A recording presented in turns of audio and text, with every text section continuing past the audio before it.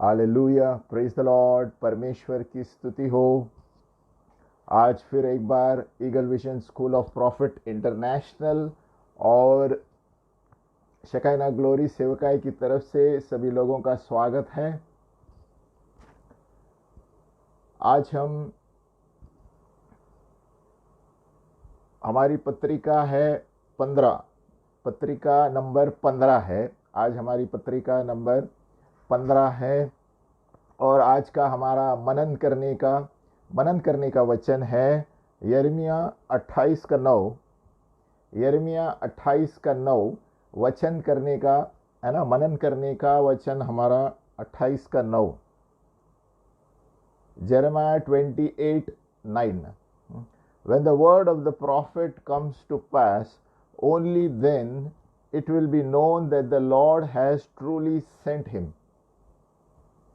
यानी परंतु जो भविष्यद्वक्ता कुशल के विषय भविष्यवाणी करे, तो जब उसका वचन पूरा हो तब ही उस भविष्यद्वक्ता के विषय यह निश्चय हो जाएगा कि यह सचमुच यहोवा का भेजा हुआ है।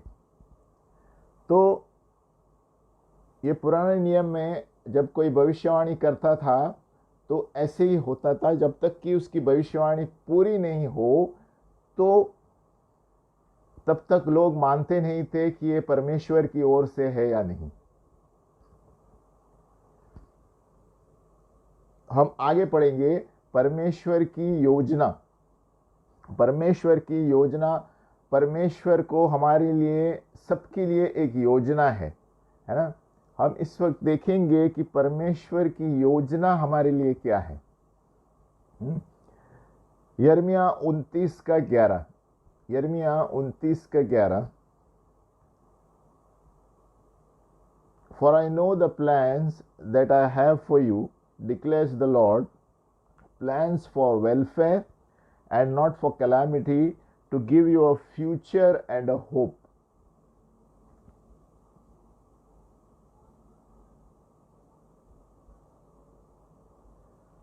तो यिर्मयाह 29 का 11 क्या कहता है कि यहोवा की यह वाणी है, यहोवा की यह वाणी है कि जो कल्पनाएं मैं तुम्हारे विषय करता हूं उन्हें मैं जानता हूं, है ना। वे हानि के नहीं वरंतु कुशल के हैं, और अंत में तुम्हारी आशा पूरी करूंगा। तो प्रभु क्या कहता है कि यिर्मयाह 29 के 11 में कि परमेश्वर की हर एक व्यक्ति के लिए एक योजना है, उस योजना के अनुसार हमें चलना है। क्योंकि यहोवा की यह वाणी है कि जो कल्पनाएं मैं तुम्हारे लिए करता हूं, तुम्हारे विषय करता हूं, उन्हें मैं जानता हूं। वे हानि के लिए नहीं वरन कुशल के लिए है, ताकि अंत में तुम्हारी आशा पूरी करूंगा। अभी आज का ये वचन यानी परमेश्वर की योजना हमें जानना बहुत जरूरी है ना। परमेश्वर की योजना है व्यक्तिगत रूप से सबके लिए, परमेश्वर की योजना है कलीसिया के लिए, है ना। ऐसे हो सकता है कि हमारे जीवन में बहुत सारी समस्याएं, घटनाएं होने के वजह से, है ना, कलीसिया में गड़बड़, चोट पहुंचने की वजह से, गड़बड़ी की वजह से, असंतुष्टता की वजह से, और फिर हम पूछते हैं परमेश्वर से, ये सब क्या हो रहा है मेरे जीवन में, क्या मेरे लिए कोई आशा है ना। ऐसे सब शब्द आते हैं क्योंकि सभी लोग किसी न किसी तरीके से तौर, है ना, एक मोड़ से गुजरते हैं जिंदगी में। क्या इसके लिए कोई रास्ता बार है? क्या इस मेरे लिए कोई आशा है ना। तो इस पर हम क्या आगे चल सकते हैं। और ये बहुत दिलचस्प बात है कि बहुत सारे लोग इसी पंक्ति को लेकर चलते हैं, लेकिन कैसे भी परमेश्वर हमें ऐसे स्थान में डालता है जहां पर हमें उसके वचन को पकड़ के रखना है ना। परमेश्वर के आपके और मेरे लिए एक योजना है, अच्छी योजना है हमारे जीवन के लिए। और ये सबसे महत्वपूर्ण बात जो हमें अंदर पकड़ के रखनी है, चाहे हमारे जीवन में कुछ भी हो जाए, है ना। इसीलिए प्रभु बार बार यिर्मयाह को 29:11 कहता है, यहोवा की यह वाणी है कि जो कल्पनाएं मैं तुम्हारे विषय सोचता हूं तुम्हारे हानि के लिए नहीं लेकिन अच्छाई के लिए है। है ना। ये पकड़कर हम चलेंगे तो प्रभु आपको सही जगह पर लेके आएगा।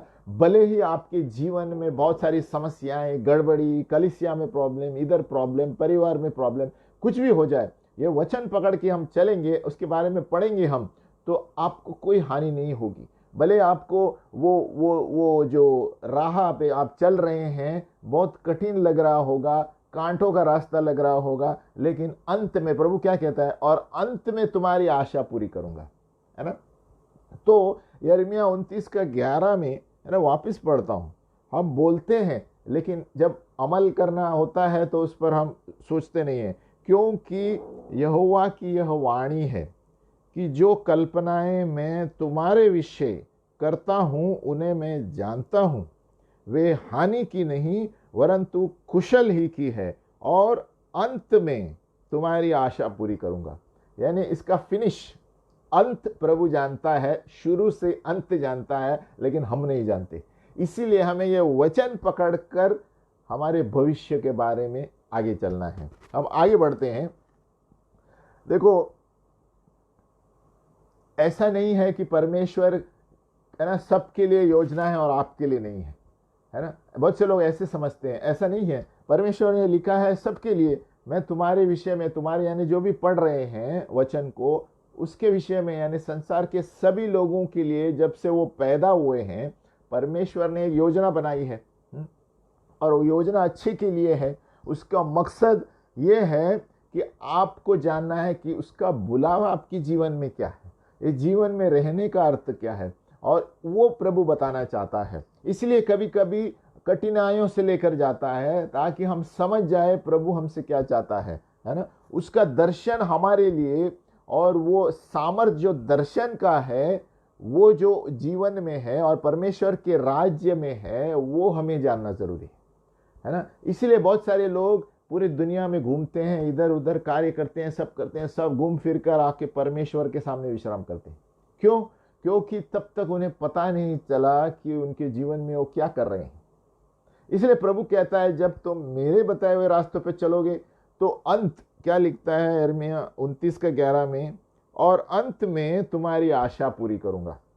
अंत में तो परमेश्वर जानता है हमारा भविष्य क्या है ना। आगे बढ़ते हैं। परमेश्वर के लिए, परमेश्वर हमारे लिए एक योजना तैयार की है ना। उसका मतलब जब परमेश्वर ने हमें बनाया है, हमें माँ की कोख से रचा है, उन्होंने कोई मकसद के लिए रचाया है। हमारी माँ की कोख से हमें कोई मकसद के लिए रचाया, ऐसे ही नहीं है ना। उसने हमारे जीवन के हर एक क्षण और है ना, क्षण जो है वो तैयार किए हैं परमेश्वर ने। लेकिन उन्होंने, जैसे हमें सवेरे पढ़ा, एक मुफ्त इच्छा दी है, हमें एक इच्छा दी है चुनने के लिए, है ना, क्या उसका पीछा करे या नहीं करे। परमेश्वर ने हमें एक इच्छा दी है ना। ये हमारा निर्णय है, हमारा चुनाव है, उसके पीछे चले या नहीं। इसीलिए बहुत सालों के बाद आते हैं और बाद में परमेश्वर को चुनते हैं। क्योंकि अगर जो आप परमेश्वर को नहीं चुनोगे, आप घूम फिर कर उतना समय बिताएंगे जो आपको ही कष्ट होगा। उससे अच्छा है ये वचन चलकर हम परमेश्वर की ओर से चलेंगे तो आपका अंत, प्रभु कहता है, और मैं जानता हूं मैं आपके अंत को पूरी करूंगा, है ना। तब परमेश्वर हमारी जीवन की, संसार की चीजों को भी पूरी करता है जब हम परमेश्वर के वचन के पीछे चलते हैं, है ना। परमेश्वर कहता है, ये मेरी इच्छा है, ये मेरी इच्छा है ना। अगर जो मेरी इच्छा तुम जानना चाहते हो, आप उसे ढूंढो और समझो। या तो आप उसे कहो नहीं, आप उसे नहीं कहो, या तो मेरे पीछे चलो, दो में से एक है। तो आपको चुनना है, हाँ प्रभु मुझे ये रास्ते पर चलना है और मैं उसी कार्य में चलूंगा आगे जो आप बताना चाहते हैं, और आपकी इच्छा, और ये मेरी इच्छा भी वही है कि मैं आपकी इच्छा पूरी करूं। इसलिए हमें जानना बहुत जरूरी है कि परमेश्वर की इच्छा हमारे लिए क्या है। हम आगे बढ़ते हैं। इसलिए परमेश्वर की हर एक व्यक्ति के लिए इस दुनिया में एक योजना है, वो योजना के पीछे हम चलेंगे, वचन के पीछे चलेंगे तो प्रभु क्या कहता है, अंत में तुम्हारी आशा पूरी करूंगा। यानी परमेश्वर शुरू से अंत मेरे बारे में जानता है, मां की कोख से वो मेरे बारे में जानता है ना। तो आगे क्या लिखता है कि परमेश्वर हमें सारी चीज़ों से गुजरने इसीलिए नहीं देता है कि वो उसे अच्छा लगता है देखने के लिए आप कितना कष्ट भुगत रहे हैं, ऐसा नहीं है। परमेश्वर परमांगी इसीलिए देता है। रोमियो का 8:28 कहता है कि जो परमेश्वर से प्रेम रखते हैं सभी चीज़ें उनकी भलाई के लिए होती हैं। सभी चीज़ें जो परमेश्वर से प्रेम रखते हैं, प्रभु यीशु से प्रेम रखते हैं, यानी जो वचन के अनुसार चलते हैं लेकिन उनके जीवन में कष्ट आता है, सभी मोड़ से गुजरते हैं, परमेश्वर अनुमति दे रहा है ताकि आप, क्या लिखता है, अंत में मैं तुम्हारी आशा पूरी करूंगा। क्योंकि परमेश्वर आपके अंत को जानता है, आपको अनुमति देता है ताकि आप जब पीछे मुड़ के देखेंगे उस पर हम जाएंगे, है ना, कि हम जानेंगे कि परमेश्वर ने किस तरह मुझे इस राह से बाहर निकाला है ना।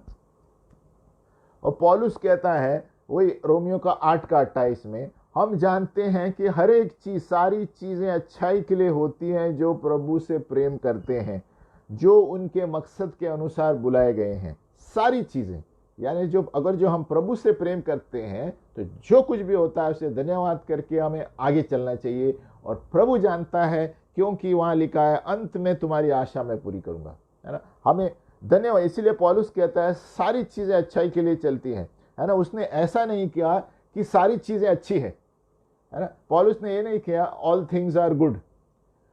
पौलुस ने ये कहा all things are working together for good, है ना। पौलुस ने ये नहीं कहा कि सभी चीजें अच्छी है। पौलुस ने ये कहा सभी चीजें अच्छाई के लिए होती है जो प्रभु से प्रेम करते हैं। तो प्रभु अनुमति दे रहा है उन चीजों को, क्योंकि उन रास्तों में प्रभु हमें ताड़ना देता है कि हम जहां पर गलत थे वो सही पर आओ भाई, फिर मैं अंत में तुम्हारी आशा पूरी करूंगा, है ना। तो रोमियो 8 कहता है परमेश्वर सारी चीजें अच्छाई के लिए करता है ताकि हमें एक भविष्य और एक आशा दे, भविष्य और आशा के लिए, है ना। और ये शब्द आशा जो है वो यहां से आता है, उसका मतलब है उपेक्षा। आशा का मतलब उपेक्षा, जिस चीज के लिए हम जी रहे हैं, कुछ आशा है हमारे जीवन में जिसकी हमारे लिए हमारी उपेक्षा है उस चीज के लिए, और परमेश्वर चाहता है कि उस चीज को देखकर आगे चले। उस चीज को, परमेश्वर की योजना है कि हमको जो वही योजना देखकर हम आगे बढ़े, है ना। अभी हमारी जो भूतकाल यानी पीछे के जीवन में प्रभु ने क्या किया, उसके द्वारा भी हमें भविष्य के बारे में जान सकते, है ना। The role of your past can determine your future. हम उदाहरण देखेंगे, प्रभु कहता है मैं जानता हूं, प्रभु कहता है, क्या कहता है, जो कल्पनाएं मैं तुम्हारे विषय करता हूं ना मैं जानता हूं, है ना, प्रभु कहता है। तो हम देखेंगे तुम्हारी हानि के लिए नहीं, क्या लिखता है कि हानि वरंतु कुशल के लिए है और अंत में तुम्हारी आशा पूरी करूंगा, यानी अच्छे भविष्य के लिए, है ना। इंग्लिश में यानी फ्यूचर, भविष्य का हिब्रानियों में शब्द है एकारित, अक्षरित एकारित कह सकते हैं, हिब्रानी वचन है, भविष्य का मतलब है एकारित, है ना। उसका मतलब अंत, इधर दिया है अंत में हिंदी में, है ना, वहां दिखा है ताकि फिनिश तक प्रभु आपके साथ रहेगा, है ना। एकारित है हिब्रानी भाषा में भविष्य का मतलब, है ना। मैं तुम्हारे लिए हानि के लिए नहीं, एक अच्छा अंत पूरी करने के लिए, यानी जो अंत का इनाम उसका मतलब है ना, भविष्य का मतलब है फ्यूचर। यीशु मसीह ने क्रूस पर कहा खत्म हो गया, यीशु मसीह ने क्रूस पर कहा इट्स फिनिश्ड, यानी वो भूतकाल से लेके जो कष्ट के रास्तों से आया है उसने, लेकिन अंत में उसने कहा खत्म हो गया। तो वही यिर्मयाह कहता है और अंत में तुम्हारी आशा पूरी करूंगा, यानी आप हर चीज से जो गुजर रहे हैं वो प्रभु आपको लेके जाएगा और अंत में तुम्हारी आशा पूरी करूंगा। अंत में प्रभु यीशु ने कहा खत्म हो गया, यानी जहां पर जिसके लिए वो आया था उसे पता था, वो अंत में खुश हो गया, कहता है मैंने खत्म कर दिया उसको, है ना। तो ये उसका मतलब है फ्यूचर, भविष्य का एकारित हिब्रानी भाषा है। सो उसका मतलब क्या होता है, हमारे भूतकाल ने हमें अभी जो है वो बना दिया है। हमें भूतकाल के वजह से हम आज जहां पर भी है प्रभु ने हमें आकार दिया है। ताकि आपको इस्तेमाल करे दूसरों के लिए, है ना। जो पास्ट में हुआ है प्रभु ने आपको अनुमति दी है ताकि आगे के दिनों में प्रभु ने आपको आकार दिया है, चरित्र बनाया है, उसके द्वारा ताड़ना देने के द्वारा, है ना, संघर्षों के द्वारा वो ताड़ना दिया है प्रभु ने, और उसके द्वारा आप एक अच्छे इंसान बन गए हैं। और ताकि अंत में प्रभु कहता है तुम्हारी आशा मैं पूरी करूंगा। तो अंत के लिए हमें उस योजना को चलते, उस योजना को परमेश्वर की उसके पीछे चलना है।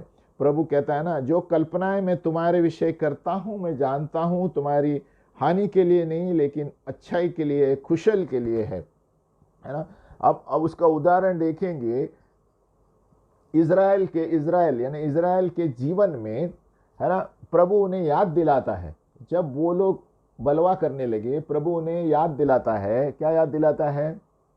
व्यवस्था विवरण 32 का 7, व्यवस्था विवरण 32 के 7 में प्रभु कहता है प्राचीन काल के दिनों में याद करो, प्राचीन काल के दिनों में स्मरण करो, पीढ़ी पीढ़ी के वर्षों को विचारो, अपने बाप से पूछो और वह तुमको बताएगा, अपने वृद्ध लोगों से प्रश्न करो और वे तुझसे कह देंगे कि कैसे मैंने उन्हें लाल समुद्र में से बाहर निकाला।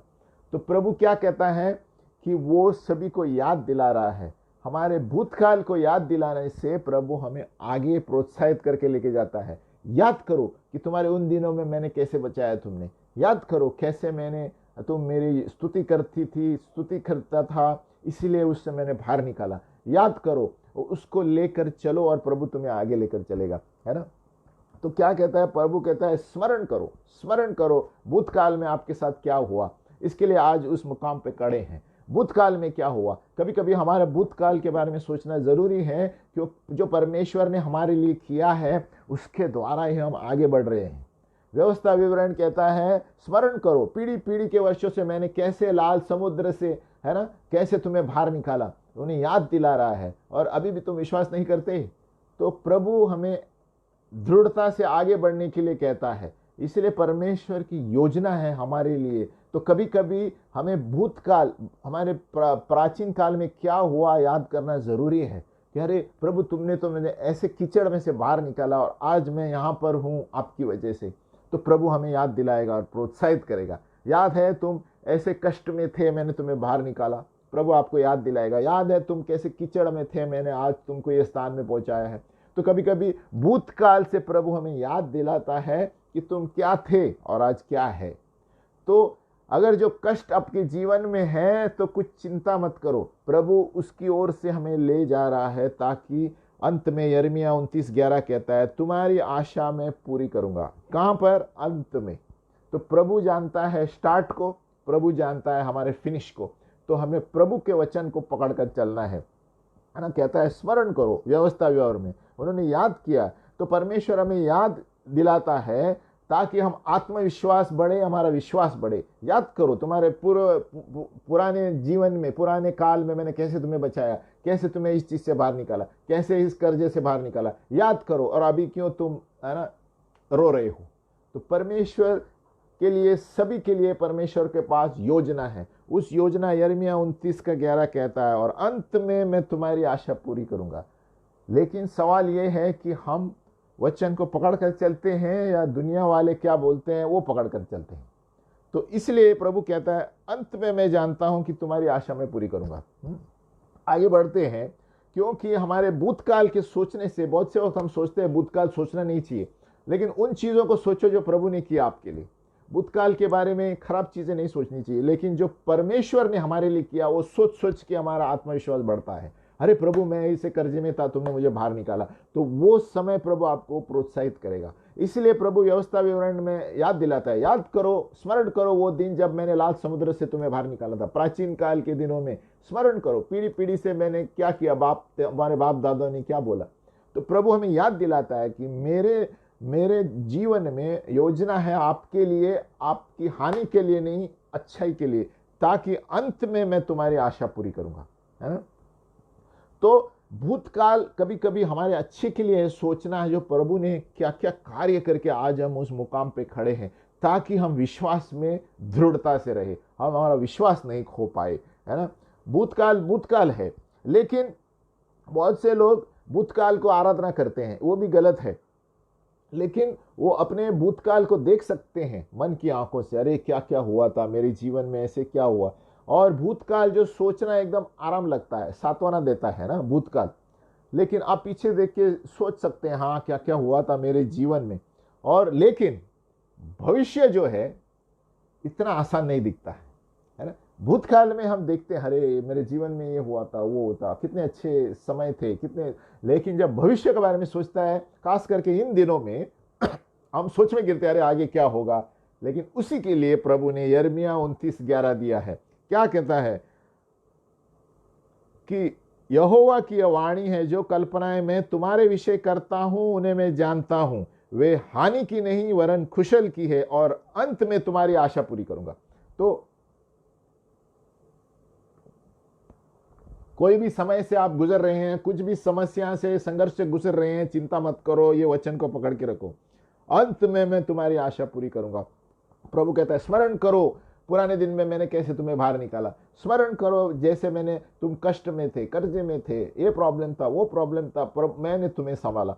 तो प्रभु कभी कभी भूतकाल हमें सामने लेकर आता है ताकि हम आत्मविश्वास और विश्वास में बढ़े, है ना। भूतकाल यानी वो खराब चीजों के बारे में नहीं सोचना है, लेकिन भूतकाल के बारे, परमेश्वर के बारे में सोचना है कि स्मरण करो कैसे यहोवा ने, प्रभु यीशु ने मुझे उस कीचड़ से बाहर निकाला। वो सोचेंगे तो हमें विश्वास बढ़ेगा, आत्मविश्वास बढ़ेगा। इसलिए पौलुस रोमियो 8:28 में कहता है सभी चीजें अच्छाई के लिए होती है जो प्रभु से प्रेम करते हैं। जो प्रभु से प्रेम करते हैं सभी चीजें अच्छाई के लिए होती है।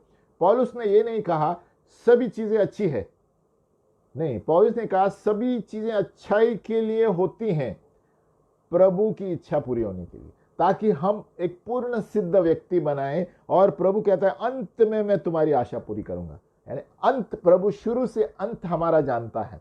तो हम वचन पकड़ कर चलेंगे ना, प्रभु हमें अंत में सही जगह पर लेके जाएगा। प्रभु ने यीशु मसीह को अंत में क्रूस पर लेके गया और यीशु मसीह ने कहा खत्म हो गया। यानी प्रभु यीशु मसीह भूतकाल से लेके वर्तमान से आके वहां तक गया। क्यों? प्रभु को पकड़ कर चला, यहोवा को, पिता परमेश्वर को पकड़ कर चला, और फिर उसने कहा इट इज फिनिश्ड, अभी खत्म हो गया है। अब आगे बढ़ते हैं। तो इसलिए पिछली चीजें जो परमेश्वर ने हमारी जिंदगी में की है उसके बारे में सोचने से हमें सांत्वना मिलता है और उससे हमारा विश्वास बढ़ता है। और इसलिए प्रभु कभी कभी हमें याद दिलाता है, याद करो कि मैंने तुम्हें कैसे बाहर निकाला था इस समस्या से। बहुत सारे ऐसे वचन हैं। निर्गमन 13:3 हम घर में पढ़ सकते हैं। निर्गमन 13:3, व्यवस्था विवरण 5:15, व्यवस्था विवरण 6:20, है ना, व्यवस्था विवरण 8:2, है ना, ये यशायाह 46:9। ये सारी चीजें आपको बताया कि भूतकाल से प्रभु कैसे याद दिलाता है कि प्रभु ने हमें कैसे बचाया और हमारा विश्वास बढ़ाता है।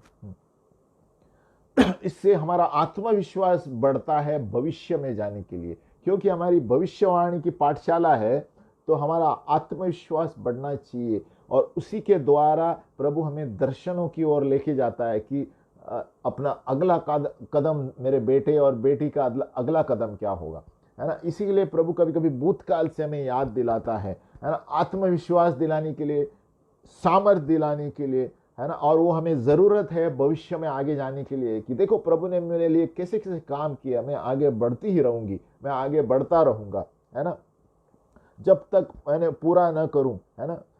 परमेश्वर ने मेरे अंदर एक अच्छा कार्य किया है और वो कार्य पूरा करके रहेगा, है ना, जब तक यीशु मसीह के आने के दिन होंगे, है ना। ऐसा एक वचन है, उन्होंने प्रतिज्ञा की है कि हम उसमें से बाहर आएंगे। राजा दाऊद ने भी भजन संहिता 143:5 में, राजा दाऊद पुराने चीजों को याद करता था।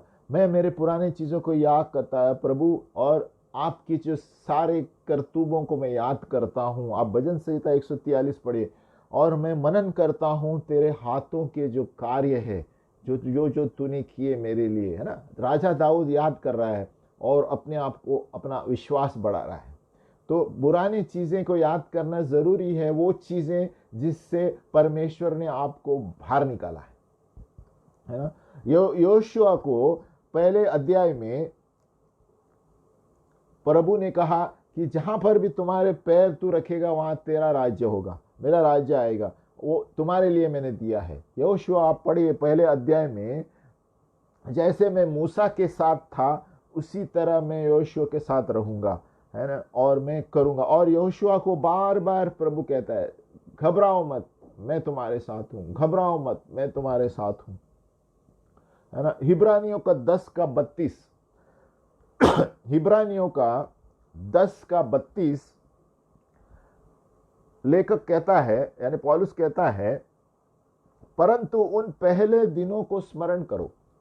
हिब्रानियों 10:32 ये और एक उदाहरण है जहां पर हम देखते हैं कि प्रभु याद दिला रहा है, पौलुस याद दिला रहा है कि पुराने दिन याद करो जहां पर मैंने तुम्हें, है ना, बड़े बड़े कांटों से, गलत रास्तों से, संघर्षों से बचाया है ना, मैंने समस्याओं से और घटनाओं से तुम्हें बचाया है। प्रभु कहता है याद करो, याद करो, याद करो वो दिन। तो यहाँ पौलुस क्या कहता है, हिब्रानियों 10:32, हिब्रानियों 10:32 से 36,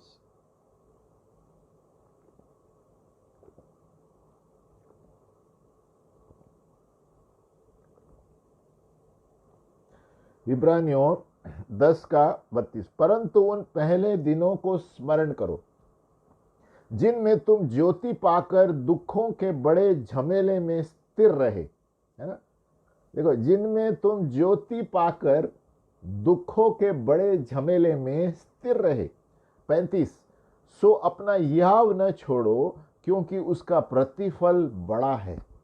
36, क्योंकि तुम्हें धीरज धरना अवश्य है ताकि परमेश्वर की इच्छा को पूरी करके तुम प्रतिज्ञा का फल पाओ।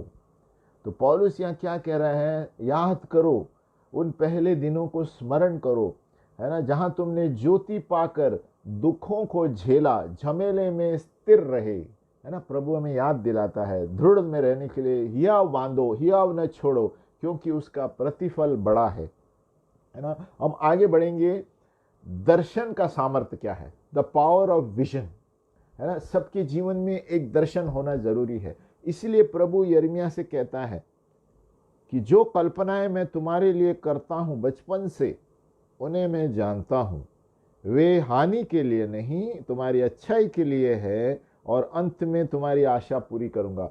तो प्रभु यहां पर देता है, इसके लिए प्रभु ने हमारे जीवन में, हर एक के जीवन में एक दर्शन रखा है।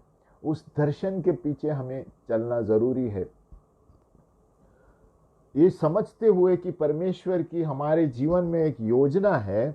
वो एक भाग है दर्शन के लिए जो यिर्मयाह को प्रभु बताता है। और दर्शन का जो सामर्थ्य है, यानी हम जब समझते हैं कि परमेश्वर की मेरे लिए एक योजना है, यिर्मयाह 29:11, तो परमेश्वर का एक दर्शन भी है मेरे लिए। परमेश्वर ने हमें इस तरह बनाया है ताकि हम उसकी उस योजना में शामिल है जो उसने मेरे लिए बनाया, आपके लिए बनाया, है ना। भजन संहिता 139:16 आप देखेंगे, प्रभु कहता है, भजन संहिता 139:16, तेरी आंखों ने मेरी बेडौल तत्व को देखा। प्रभु कहता है, और मेरे सब अंग जो दिन दिन बनते जाते थे, वे रचे जाने से पहले तेरे पुस्तक में लिखे गए हैं, है ना। हमें रचे जाने से पहले प्रभु हमें जानता है ना, वो पुस्तक में लिखे हुए थे, है ना, that you are God's wonderful creation, है ना। क्या हम भी उसी भजन सहकार के तरीका है, भजन संहिता जो लिखता है कि धन्यवाद प्रभु कि तूने मुझे ऐसे आश्चर्यचकित बनाया है, आश्चर्य रूप से बनाया है ना, हमें तेरा कारीगर हूं। क्या ऐसे करके हम प्रभु की धन्यवाद करते हैं कभी? हमें इसलिए धन्यवाद करना जरूरी है कि प्रभु तेरी आंखों ने मेरी बेडौल तत्व को देखा, और मेरे सब अंग जो दिन दिन बनते थे मेरी माँ की कोख में, वे रचे जाने से पहले तुम मुझे जानते हो। तो कितना जरूरी है हम परमेश्वर की इच्छा के अनुसार आगे बढ़ने के लिए। तो दर्शन का मतलब क्या है? दूसरी चीज प्रभु चाहता है, पहले कि हम परमेश्वर की योजना के पीछे चले और कभी कभी भूतकाल को स्मरण करें कि देखो प्रभु ने मुझे कैसे आगे लेकर आया है मेरे समस्याओं से। दूसरा मुद्दा है, परमेश्वर चाहता है कि सभी के जीवन में एक दर्शन हो, एक विजन हो, जो आपके जीवन के लिए प्रभु ने रखा है, उसके लिए अलग होगा, उनके लिए अलग होगा, मेरे लिए अलग होगा। सबके लिए प्रभु ने एक दर्शन रखा है ना। दर्शन का मतलब है हम परमेश्वर की आंखों से देख सकते हैं जो उसका मकसद है मेरे जीवन के लिए। दर्शन का मतलब है हम काबिलियत रखते हैं परमेश्वर की आंखों से देखकर उसके राज्य के लिए हमें क्या करना है। उस दर्शन का मतलब वो है कि हमारा मकसद इस जीवन में क्या है, परमेश्वर के लिए, संसार के लिए नहीं। संसार में हम काम करते हैं, लेकिन अंत में उसमें भी हमें देखना है कि परमेश्वर की इच्छा के है ही नहीं, है ना। बहुत सारी चीजें हम अपनी इच्छा के अनुसार चलाते हैं इस संसार में, और इसीलिए अंत में हमारा अंत खराब होता है। प्रभु कहता है अगर जो मेरे रास्ते योजना बताए हुए चलेगी तो आपको अंत में कष्ट न होगा। आप मुश्किलों से गुजरेंगे लेकिन कष्ट नहीं होगा, क्योंकि हम जानते हैं कि परमेश्वर के दर्शन के अनुसार चलते हैं। हमें कैसे जानेंगे परमेश्वर के दर्शन के अनुसार चलना है?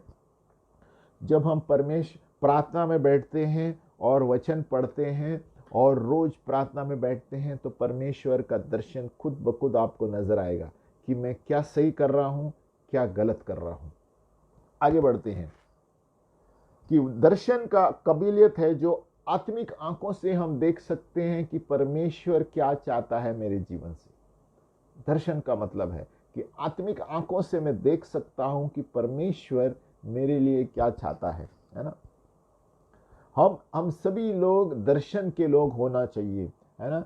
परमेश्वर जानना चाहता है और कि हमारे जीवन में उसकी एक योजना है, और वो दर्शन के द्वारा आपको बताएगा कि आपके जीवन में आपको ये करना है मेरे राज्य के लिए। वो दर्शन होता है ना। सब कंपनियों में भी सब कंपनियों का एक दर्शन होता है, उसी तरह परमेश्वर का एक दर्शन है हमारे लिए। और याद रखिए संसार में बहुत सारे दर्शन हैं, कंपनियों का, ऑफिस का, लेकिन अगर जो परमेश्वर के दर्शन के अनुसार आप चलेंगे तो आपका ऑफिस का दर्शन सही रहेगा। लेकिन आप संसार के दर्शन में गूंजे हुए रहेंगे और परमेश्वर के दर्शन से भागेंगे तो आपका जो दफ्तर का दर्शन है या बाहर का जो भी दर्शन है, एक दिन आप गिर जाएंगे। क्योंकि परमेश्वर कहता है मैं जानता हूं आपको कौन से इसमें चलना है, आप उसको छोड़कर कुछ और दुनियादारी में घुस गए हैं तो आप घूम फिर कर वहीं पर आएंगे अंत में, जब तक बहुत समय जाता है। इसलिए परमेश्वर के दर्शन में पहले भागीदारी होना बहुत जरूरी है, और वो कभी होगा जब हम प्रार्थना में बैठेंगे और वचन में बैठेंगे, तभी आप जानेंगे कि मुझे जीवन में क्या करना है। नहीं तो हम शैतान के दर्शन में अनुसार चलेंगे। इस दुनिया में पैसा दिखेगा, सब कुछ दिखेगा, है ना, कामयाबी दिखेगी, लेकिन बहुत सालों के बाद आप जानेंगे कि मैंने गलत किया है, मैंने टाइम वेस्ट किया है, क्योंकि परमेश्वर की सोच आपकी सोच से कई अलग है। तो परमेश्वर की सोच के अनुसार चलना है तो प्रार्थना में बैठे, वचन पढ़े, तभी आप सही दर्शन का पीछा कर पाएंगे। और सही दर्शन यानी परमेश्वर की आंखों से हमें देखना है कि उसको क्या चाहिए मेरे जीवन में, है ना। मुझे क्या चाहिए नहीं, उसको क्या चाहिए। ज्यादातर लोग मुझे क्या चाहिए वो करके आगे चलते हैं। हमें देखना है परमेश्वर को क्या चाहिए मेरे जीवन में, परमेश्वर को क्या चाहिए वचन के द्वारा कि मेरा दर्शन क्या होए, है ना। जब आप वो जानेंगे तो आपके दफ्तर के दर्शन, सारे दर्शन पूरे सही हो जाएंगे, है ना। परमेश्वर चाहता है कि आपके जीवन में एक दर्शन हो। क्यों? ताकि आप जानेंगे कि आप कौन से रास्ते पे चल रहे हैं। इसलिए सभी व्यक्तियों को एक दर्शन होना बहुत जरूरी है, नहीं तो हम नहीं जानेंगे कि हम सही रास्ते पे चल रहे हैं या ऐसे ही घूम रहे हैं इधर उधर आवारा की तरह।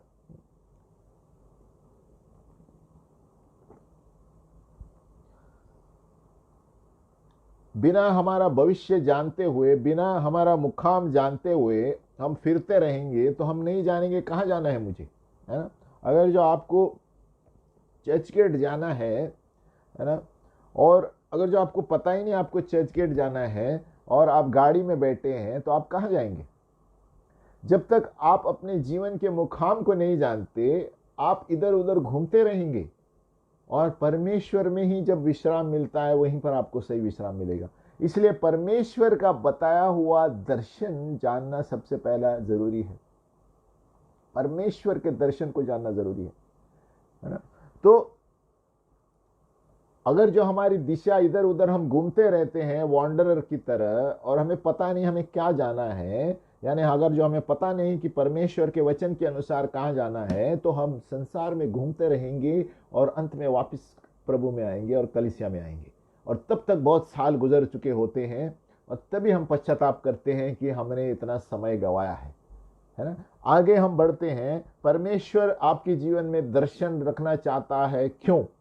हर एक के जीवन में एक दर्शन होना चाहिए, वचन के अनुसार दर्शन होना चाहिए। परमेश्वर के राज्य के अनुसार आप दर्शन से चलेंगे तो आपके दफ्तर का दर्शन, संसार का दर्शन सही लाइन पे आ जाएगा। और जो वचन के विरुद्ध आप दर्शन, अपने खुद का दर्शन पे चलते हैं बाहर, आप गिर जाएंगे एक दिन। तो जब हम परमेश्वर के बताए हुए, जो यिर्मयाह कहता है, मैं जानता हूं तुम्हारा अंत मैं पूरा करूंगा, तो परमेश्वर के वचन के अनुसार हम चलेंगे तो हमारा दर्शन सही रहेगा। तो दर्शन को क्यों जरूरी है? नीति वचन 29:18 कहता है, जहां पर दर्शन नहीं वहां पर लोग निरंकुश होते हैं, गिर जाते हैं। क्यों गिर जाते हैं? क्योंकि प्रभु का वचन नहीं है। दर्शन क्यों नहीं है? क्योंकि अलग अलग संसार के दर्शन लेकर आगे चलते हैं। संसार के दर्शन यानी गिर जाएंगे आप। प्रभु का दर्शन लेके चलेंगे तो आपका संसार का दर्शन सही रहेगा। इसलिए प्रभु यीशु मसीह ने कहा, पहले मेरे राज्य को खोजो और ये सारी चीजें तुम्हारे जीवन में आ जाएगी। तो एक दर्शन प्रभु के वचन के अनुसार होना हमारे जीवन में बहुत जरूरी है, और वो तब होगा जब हम रोज प्रार्थना में बैठेंगे और रोज वचन पढ़ेंगे। तब वचन के अनुसार ही प्रभु आपको बताएगा आपको आगे क्या करना है, और मुख्य मुद्दे क्या है दर्शन के लिए, हमारे जीवन के लिए मुख्य मुद्दे क्या है, हम पढ़ेंगे। इसका मतलब क्या है? जहां पर दर्शन नहीं है वहां कोई सीमा नहीं है, वहां कोई दिशा नहीं है ना। हम सिर्फ घूम रहे हैं, वहीं पर घूम रहे हैं। लेकिन अगर जो आपके पास दर्शन है तो आपका ध्यान एक जगह पर है। यीशु मसीह का दर्शन क्रूस पर था, उसने कहा खत्म हो गया। उसी तरह जब आप जानेंगे वचन के द्वारा मुझे कहाँ जाना है, तो आप अंत में खुश होंगे, मैंने सब कुछ किया जो प्रभु ने मुझे बताया, है ना। दर्शन क्या होता है? दर्शन होने से आप जीवन में एक उत्तेजित रहते हैं और, है ना, सामर्थ्य के साथ घूमते हैं, खास करके वचन के। बहुत से लोग ये समझते हैं कि मेरा दर्शन मेरा ऑफिस का दर्शन ये है, लक्ष्य ये है, सही है। लेकिन अगर जो आपके जीवन में प्रभु का दर्शन नहीं है ना, किस चीज के लिए आप इस जीवन में आए हो, तो आपके बाकी सारे दर्शन गिर जाएंगे। आपको लगेगा आप कामयाब हो रहे हैं जीवन में, लेकिन अगर जो वचन का दर्शन आपके अंदर नहीं है, परमेश्वर की आंखों का दर्शन आपके अंदर नहीं है, तो आप सिर्फ इस संसार में घूमते रहेंगे, काम करते रहेंगे, अंत में असंतुष्ट रहेंगे। क्योंकि प्रभु कहता है हम विश्राम तब तक नहीं मिलेगा हमें जब तक हम प्रभु में विश्राम नहीं करते। प्रभु में विश्राम यानी प्रभु के बताए हुए वचन के अनुसार हम चलेंगे तो प्रभु का दर्शन करेंगे, और प्रभु का दर्शन करेंगे तो प्रभु आगे बताएगा हमें कहां पर जाना है।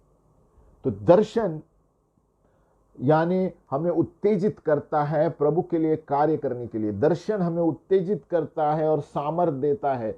इसलिए प्रभु ने कहा, पहले धार्मिकता और मेरे राज्य को खोजो, तभी ये सारी चीजें दुनिया की खुद ब खुद ऑटोमेटिक तुम्हारे पास आएगी। तो दर्शन होना, वचन के अनुसार बात कर रहा हूं। दर्शन दुनिया का दूसरा आता है, पहले प्रभु का दर्शन होना बहुत जरूरी है। क्योंकि प्रभु ने मुझे क्यों बनाया है, प्रभु का दर्शन मेरे जीवन में क्या है। इसलिए यिर्मयाह को प्रभु कहता है, अंत में मैं तुम्हारी इच्छा पूरी करूंगा।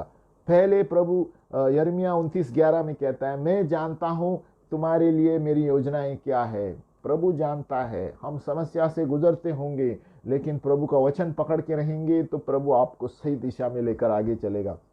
अगर जो आप परमेश्वर से एक दर्शन पाते हैं, है ना, जब भी परमेश्वर आपको एक दर्शन देता है तो हमारी वो उत्तेजना बढ़ती है ना, और हमें प्रोत्साहित करता है, और उसके लिए हम बलिदान भी करेंगे उस दर्शन का पीछे जाने के लिए, ताकि वो कार्य पूरा करें हम, है ना। क्योंकि हम उस वक्त परमेश्वर की सहायता कर रहे हैं जहां जिस चीज के लिए उन्होंने मुझे बनाया है। और हमारा दर्शन में और बहुत सारी चीजें शामिल होंगी, है ना। इस दर्शन में परिवार भी शामिल होगा, क्योंकि परिवार भी आपका एक सदस्य है ना। परिवार भी आपका एक सदस्य है, आपका एक हिस्सा है। अगर जो आपको एक दर्शन मिला है आपके परमेश्वर से और आपके परिवार के लिए, और अगर जो आपका परिवार उसमें शामिल नहीं है, तो आपका दर्शन अधूरा रहेगा। क्योंकि अगर जो शादीशुदा आप है और आप खुद के लिए दर्शन पाते हैं, ऐसा नहीं होता है। परमेश्वर अगर जो दर्शन बताएगा तो आपका परिवार के साथ बताएगा, ताकि मिलजुल कर हम परमेश्वर का मकसद पूरा करें, है ना। अगर जो आप शादीशुदा हैं तो आपका परिवार उस दर्शन में शामिल है, और उस परिवार के लिए हमें रोज प्रार्थना करना जरूरी है, ताकि हम सब परिवार मिलकर उस दर्शन के अनुसार, परमेश्वर दर्शन के अनुसार आगे बढ़े, है ना। हमें उस परिवार के लिए भी प्रार्थना करना चाहिए। अगर जो आप सिंगल है, बैचलर है, तो अलग बात है, लेकिन परमेश्वर हर एक व्यक्ति को एक दर्शन देना चाहता है जो बचपन से, ताकि वो जिस चीज के लिए प्रभु ने हमें पैदा किया है, प्रभु चाहता है कि हम वो करें। तभी हम संसार की चीजें खुद ब खुद ऑटोमेटिकली सब चीजें पूरी हो जाती है। और यहाँ पर बहुत से लोग चूकते हैं, क्योंकि सभी लोग पर एक संसार की बताई हुई सारी चीजों के पीछे भागते हैं और सोचते हैं कि मेरे पास पैसा है, बंगला है, गाड़ी है, लेकिन ये अंत में गिर जाते हैं, क्योंकि उन्होंने परमेश्वर के दर्शन को इस्तेमाल नहीं किया, खुद के दर्शन को इस्तेमाल किया। परमेश्वर का दर्शन जानना चाहते हैं तो आपको यही मिलेगा और कहीं नहीं मिलेगा। इसलिए वचन पढ़ के, प्रार्थना करके रोज हम बैठेंगे तो हम जान जाएंगे कि मेरे जीवन का मकसद क्या है, मुझे कौन सी नौकरी करनी है, कितना समय देना है और कितना समय नहीं देना है। इसलिए क्योंकि परमेश्वर ने हमें बनाया है, यहोवा ने बनाया है, पिता परमेश्वर ने बनाया है। जब हम उसके वचन के अधीन रहेंगे तो बाकी सारी चीज़ें वो सही जगह पे, सही घर में, सही परिवार में हमें लेकर चलता है।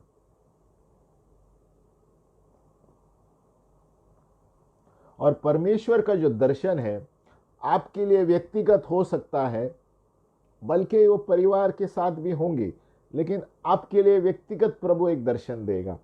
और आपका भी जो दर्शन है वो कलीसिया के दर्शन से मिलता जुलता रहेगा। जब प्रभु कुछ भी देता है तो तोड़ मोड़ करने के लिए नहीं देता है, विभाजित करने के लिए नहीं देता है। परमेश्वर अगर जो मेरे लिए एक दर्शन है तो उसके साथ मेरी पत्नी का भी दर्शन मिलता जुलता रहेगा, उसके साथ मेरी कलीसिया का भी दर्शन मिलता जुलता रहेगा, ताकि वो सब चीजें मिलकर हम परमेश्वर की योजना के अनुसार चले। मैं वापस बोलता हूँ, क्योंकि परमेश्वर की कलीसिया जो है वो परमेश्वर का अंग है, और परमेश्वर की कलीसिया पर यीशु मसीह की उपस्थित है, सिर्फ राज्य नहीं। हमें राज्य को समझना बहुत जरूरी है, परमेश्वर के राज्य को समझना, यानी जो परमेश्वर की कलीसिया है। इसलिए जब भी परमेश्वर बात करता है दर्शन में, सारी चीजें जुड़ी हुई रहेगी।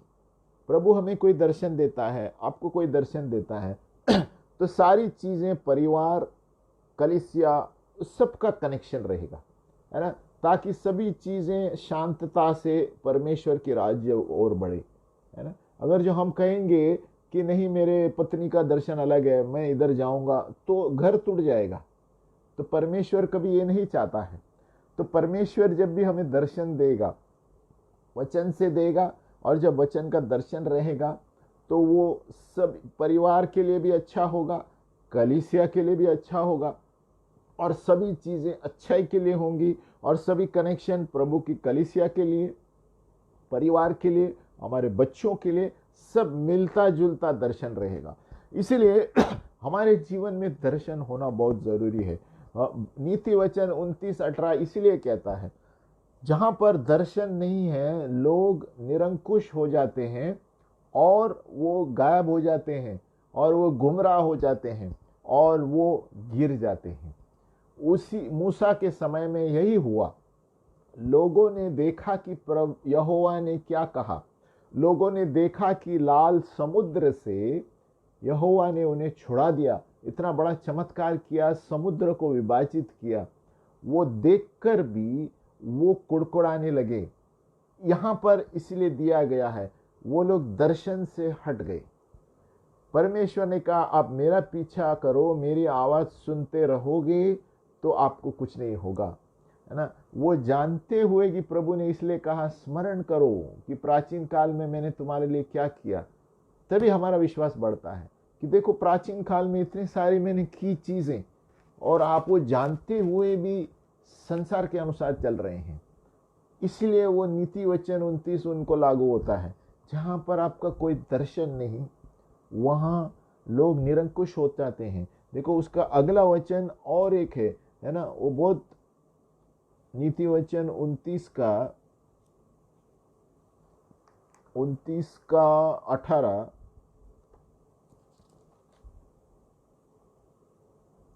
जहां दर्शन की बात नहीं होती वहां लोग निरंकुश हो जाते हैं, और जो व्यवस्था को मानता है वह धन्य होता है। यानी देखो उसका दूसरी पंक्ति क्या है कि जो दर्शन पे नहीं चलते, परमेश्वर की आंखों के अनुसार नहीं चलते, वो गिर जाते हैं, लेकिन जो परमेश्वर के वचन पर चलते हैं धन्य है वे लोग। यानी अगर जो आप वचन के अनुसार चलेंगे तो आप परमेश्वर के दर्शन के अनुसार चल रहे हैं। इसीलिए मूसा के वक्त सारे लोग मरुभूमि में गिर गए, क्योंकि जो परमेश्वर ने दर्शन दिया था उनसे वो हट गए और कुड़कुड़ाने लगे कि अरे कहां पर लेके आए हो हमें। जब उनको प्रभु ने कहा स्मरण करो मैंने क्या किया था तुम्हारे लिए, वो जानते थे कि प्रभु हमारा यहोवा पिता परमेश्वर कुछ भी कर सकता है हमारे लिए। वो जानते हुए वो उस परमेश्वर की आवाज से हट गए। इसलिए यहां लिखा है जहां पर लोग व्यवस्था से चलते हैं वह धन्य होता है। देखो जहां दर्शन की बात नहीं होती वहां लोग निरंकुश हो जाते हैं। तो कौन सा दर्शन के बारे में बात कर रहा है? प्रभु दर्शन, प्रभु का दर्शन। तो हमारे जीवन में प्रभु का दर्शन होना बहुत जरूरी है, बहुत जरूरी है, बहुत जरूरी है। अगर जो वचन के दर्शन के अनुसार आप जीवन में नहीं चलेंगे, आप गिर जाएंगे, निरंकुश होंगे। आपको लगेगा आप कामयाब हो रहे हैं, एक दिन ऐसा आएगा आप न ऊपर देख पाएंगे न नीचे देख पाएंगे, आपके जीवन में शांति नहीं रहेगी, परिवार में शांति नहीं रहेगी। और इसीलिए जो हम अब काल देख रहे हैं, प्रभु सभी को ताड़ना दे रहा है। अभी जो चल रहा है जो काल, इसीलिए प्रभु ताड़ना दे रहा है क्योंकि सभी लोग अपने अपने खुद के दर्शन के अनुसार चल रहे हैं। इसलिए प्रभु उन्हें लाइन में ला रहा है ताकि प्रभु उनको बताए तुम्हारा पैसा नहीं बचा सकता, तुम्हारे गाड़ी बंगले नहीं बचा सकते, मेरा दर्शन जो है वचन के अनुसार वही बचा सकता है। इसलिए सबसे पहले हमें दर्शन का सामर्थ्य जानना जरूरी है। दर्शन, परमेश्वर का दर्शन, परमेश्वर हर एक व्यक्ति को दर्शन देना चाहता है। एक दर्शन जहां पर इसके अनुसार हमें कार्य करना है इस संसार में, संसार के बताए हुए चीजों के अनुसार नहीं। जब इसके अनुसार हम कार्य करेंगे तो हम प्रभु के दर्शन में चलेंगे, और अगला कदम क्या लेना है प्रभु वो दर्शन में बताएगा आपको। इसलिए देखो वापस पढ़ता हूं 29, जहां दर्शन की बात नहीं होती वहां लोग गिर जाते हैं, है ना। इसमें बहुत सारे लोग दफ्तर के दर्शन के पीछे रहते हैं। सभी का दर्शन होता है, विजन, कि हम इस ऑफिस में ऐसा काम करेंगे, वो सही है। लेकिन अगर जे उसी व्यक्ति का दर्शन वचन में नहीं है तो वो दर्शन अधूरा रहेगा, अगर जो ये दर्शन वचन के अनुसार पूरा नहीं करेंगे। सबसे पहले हमें जानना है परमेश्वर का दर्शन मेरे लिए क्या है। अगर जो परमेश्वर की इच्छा मेरे जीवन में क्या है ये मैं नहीं जानता, तो कितने भी दर्शन के पीछे जाओ आप दफ्तरों में, आप गिर जाएंगे। कितने भी पैसे कमाओ आप गिर जाएंगे, क्योंकि परमेश्वर ने वचन में सबको एक दर्शन दिया है। उस दर्शन के अनुसार मेरी माँ की कोख में रखा है। अगर जो वो आप नहीं जानेंगे तो आप इस संसार में घूमते रहेंगे, कामयाब नहीं होंगे। क्योंकि परमेश्वर में जब विश्राम मिलेगा तभी हमें विश्राम मिल सकता है, नहीं तो हम घूमते रहेंगे। क्या देता है कि भजन संहिता है ना, भजन संहिता 139, तेरी आंखों ने मेरी बेडौल तत्व को देखा। परमेश्वर ने बचपन से माँ की कोख से पहले वो हमें जानता है, और मेरे सब अंग जो दिन दिन बनते जाते थे माँ की कोख में, वे रचे जाने से पहले तेरी पुस्तक में लिखे गए थे। यानी परमेश्वर मेरे माँ की कोख में जब मैं था तब से जानता है कि मुझे जीवन में क्या करना है। और वो आप कैसे जानेंगे? इसके द्वारा।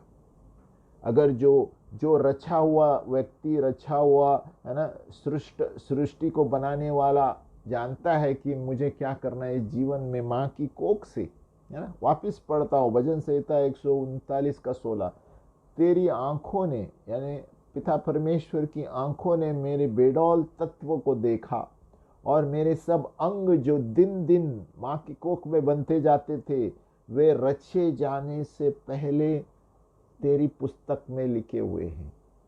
यानी परमेश्वर की पुस्तक में मैं मेरे माँ की कोख में था, तब से वो जानता है कि मुझे क्या करना है। लेकिन सवाल ये है कि जब हम पैदा होते हैं, हमारे माँ बाप हमें सिखाते हैं क्या इसमें से चलना है, क्या संसार के अनुसार चलना है। इसलिए दुष्ट आत्मा कार्य करती है और उन्हें आगे बढ़ने नहीं देता, क्योंकि प्रभु कहता है तेरे पुस्तक में मैं रचने से पहले मेरे बारे में लिखा गया है। तो वो एक माँ बाप का कर्तव्य है अपने बच्चों को इसमें पढ़ाने का, ताकि बचपन से वो जाने कि प्रभु ने मेरे लिए एक योजना तैयार की है। और यहाँ पर दिया है 29 का 18 में, और जो व्यवस्था वचन को मानते हैं वह धन्य होता है। ये दर्शन के बाद तुरंत दिया गया है ना। जहाँ दर्शन नहीं है वहाँ लोग गिर जाते हैं, और जो व्यवस्था या वचन को मानते हैं वह धन्य होता है।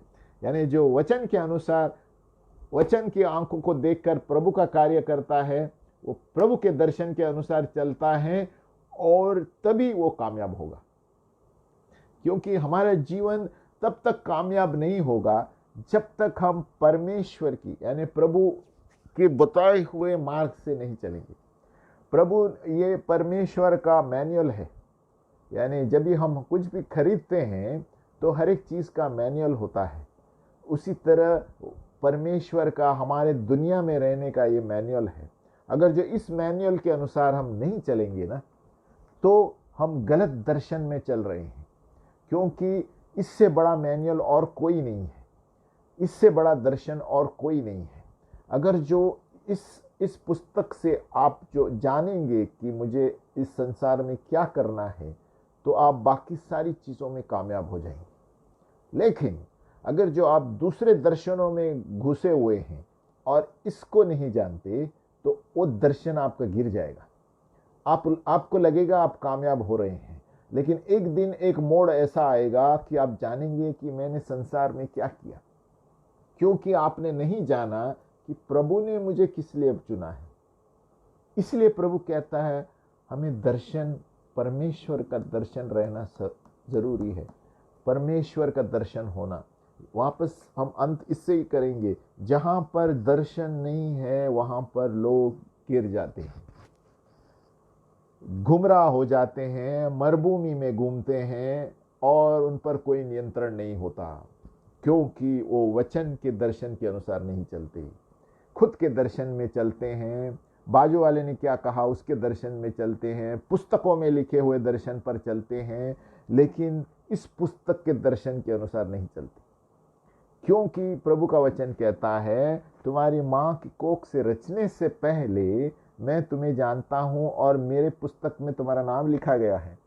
तो हम कौन से पुस्तक का दर्शन कर रहे हैं इस दुनिया में? संसार के पुस्तक का, इस पुस्तक का? प्रभु कहता है मेरे पुस्तक में तेरा नाम लिखा गया है कि तुम्हें क्या करना है। क्या हम जानते हैं हमें क्या करना है? जब तक हम ये नहीं पढ़ेंगे हम नहीं जानेंगे हम दुनिया में क्या करना है। और अगर जो बहुत से लोग अपने आप को शाणे समझते हैं और अपने बताए हुए खुद के दर्शनों पे चलते हैं पैसा कमाने के लिए, गिर जाएंगे। नीति वचन 29 का 18, जहां पर कोई दर्शन नहीं, वचन का दर्शन, वहां पर लोग गिर जाते हैं और मरुभूमि में घूमते रहते हैं, है ना। सालों साल घूमते रहेंगे, पैसा कमाते रहेंगे, और वहां पर लिखा है लेकिन जहां पर जो वचन को मानते हैं धन्य है वो लोग। यानी जो वचन के दर्शन के अनुसार चलेंगे, आप परमेश्वर के बनाए हुई इच्छा के अनुसार चलते हैं। और अगर जो परमेश्वर के बनाए हुई इच्छा के अनुसार आप चलेंगे, आपको कोई रोक नहीं सकता, क्योंकि परमेश्वर जानता है, पिता परमेश्वर की आपको किस लिए रचा गया है। भजन संहिता 139, आपकी माँ, आप रचे भी न थे तब से मैंने मेरे पुस्तक में तुम्हारा नाम लिखा है। यानी हमारा तुम्हारा नाम परमेश्वर की पुस्तक में है। तो वो पुस्तक के अनुसार हम जी रहे हैं क्या? वो पुस्तक के अनुसार हमारा दर्शन है क्या? क्योंकि दर्शन यहीं से शुरू होता है और यहीं पर खत्म होता है। अगर जो हम पवित्र शास्त्र के दर्शन को जानेंगे तो हमारे जीवन का मकसद जानेंगे, हम इस धरती पर क्यों रहते हैं वो जानेंगे, और प्रभु मुझसे क्या चाहता है वो जानेंगे। और इसीलिए दर्शन का सामर्थ्य बहुत महत्वपूर्ण है। इस संसार के दर्शन के पीछे मत जाओ, पुस्तकों में लिखे हुए दर्शन के पीछे मत जाओ। वचन में जो दर्शन दिया गया है आपके लिए, इसमें लिखा गया है, आप सभी के लिए, हम सभी के लिए दर्शन यहाँ पर है। इस दर्शन का पीछा करोगे तो दुनिया के दर्शन आपके पैरों के नीचे आएंगे। क्योंकि परमेश्वर का दर्शन सबसे पहला दर्शन है जो प्रभु ने हमें माँ की कोख से रचा है।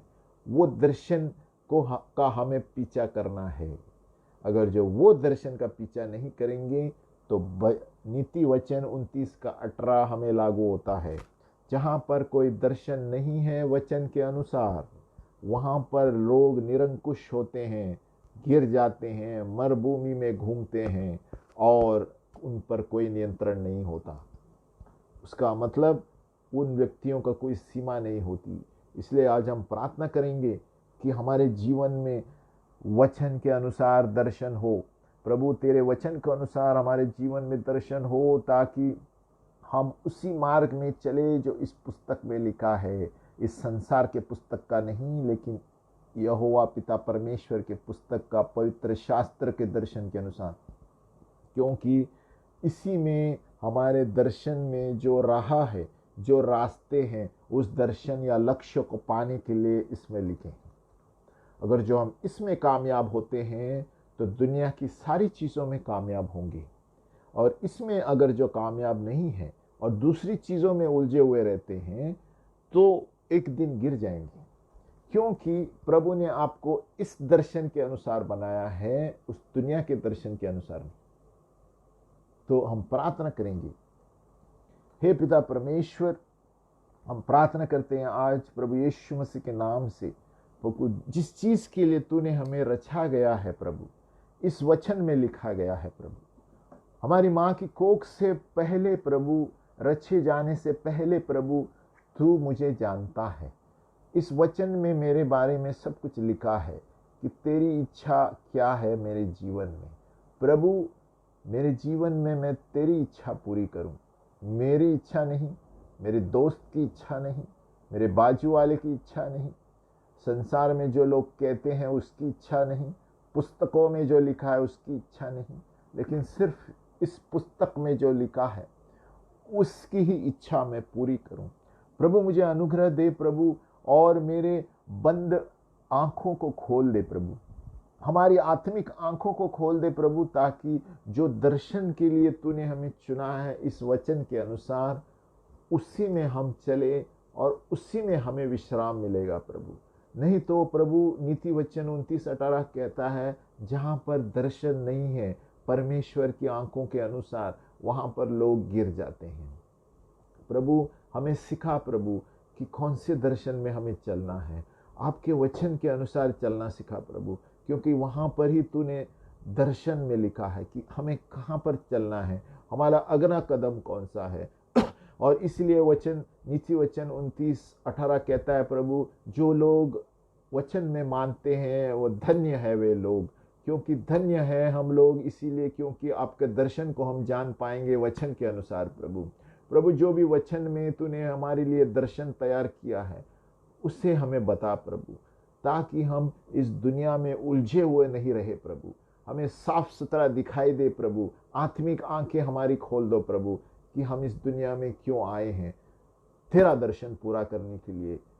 और जैसे यीशु मसीह ने कहा प्रभु कि ये लिखा गया है कि पुस्तक में मेरा नाम लिखा गया है, ताकि मैं तेरी इच्छा पूरी करूं, तेरा दर्शन पूरा करूं इस जीवन में और आने वाले जीवन में भी। यीशु के नाम में प्रार्थना करते हैं, आमीन।